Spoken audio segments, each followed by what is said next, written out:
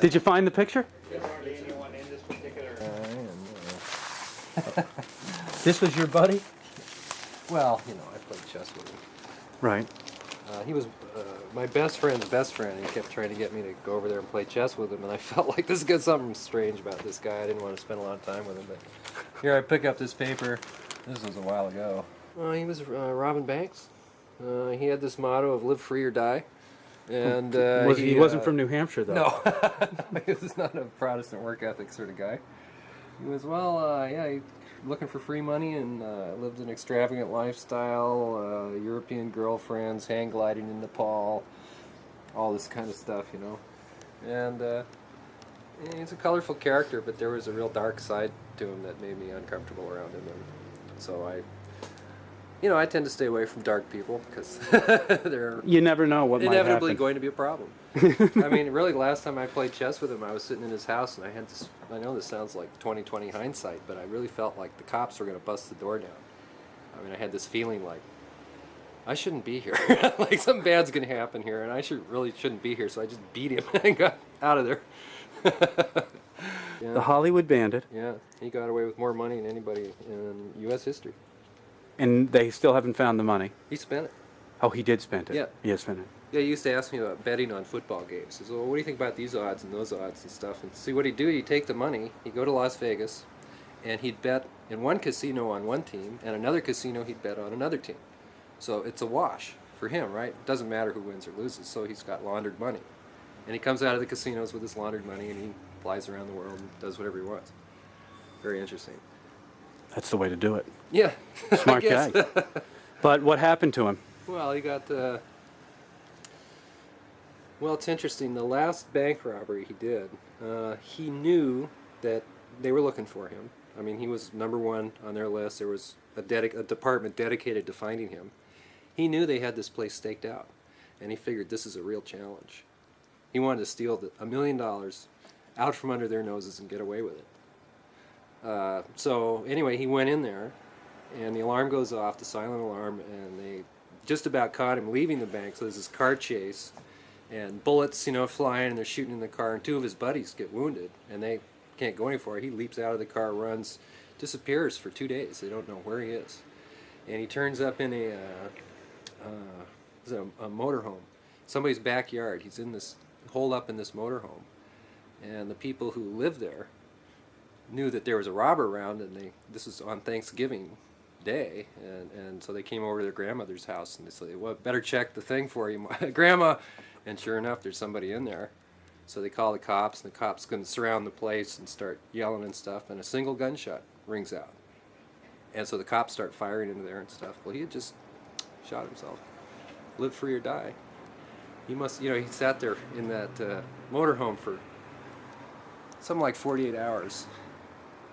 Imagine what, But you didn't know. You had no idea. Didn't know he was a bank robber. No. Didn't know he was a bank robber. It was a shock. Even though you played chess with this guy, right. you hung out with him, and... Yeah. Wow. Yeah. You never know about people, do you? You never do. Sorry, Tara. I've been doing stained glass here for 30 years and done thousands of commissions all over the country, and we do all kinds of glass work, from very modern contemporary to very old styles, medieval, painted kinds of things. And now we're also involved in doing restoration work in Europe, where we have a non-profit society we just formed with a Venetian, Italian glassworker who's been living with me for the last year and working here with me.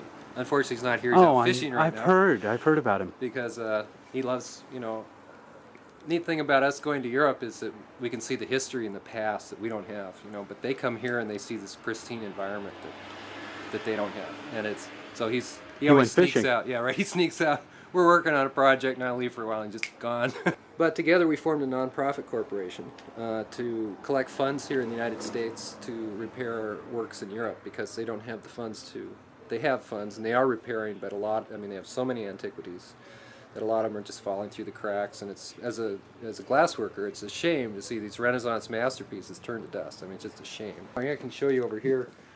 The glass here is going to be pretty permanent. A few thousand years from now, there might be some pock marks or something in there, but the metal work that holds it together, the lead has a limited lifespan because it oxidizes.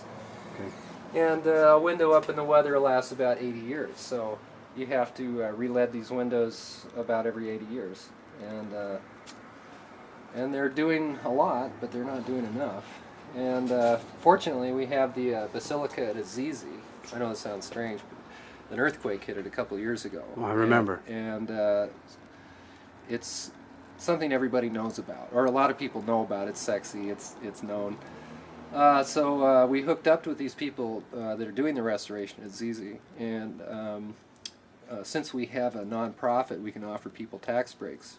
All the money going to the Basilica of Azizi is going to be going through our non-profit foundation and conveyed to Azizi to restore it and do the work there. I mean, in a sense, it's unfair the Italians are saddled to keep up all these antiquities, even though they charge the tourists to come see them and stuff, and in a sense they own them. It really belongs to all of us. How do you restore glass? Is there a technique that you did? Well, it's yeah, it's elaborate.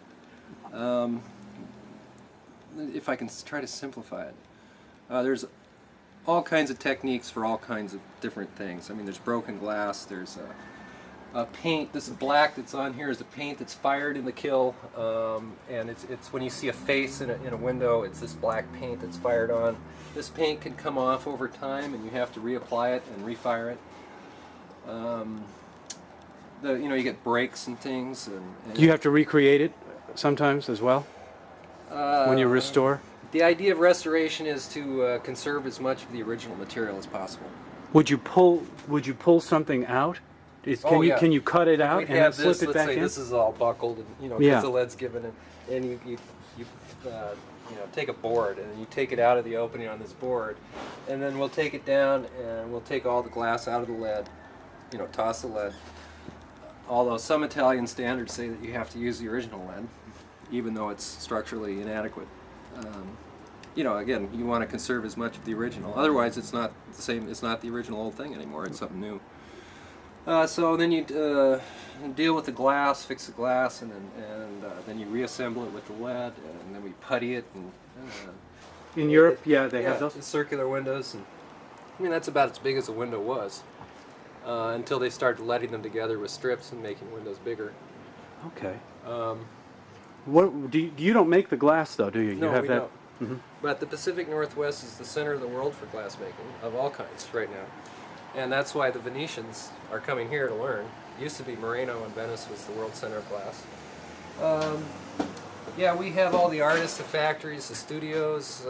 It's all right here in the Northwest. And you may have heard of Dale Chihuly, who's kind of one of the large artists who does work all over the world and makes a big spectacle of himself and draws attention to the rest of us, unfortunately.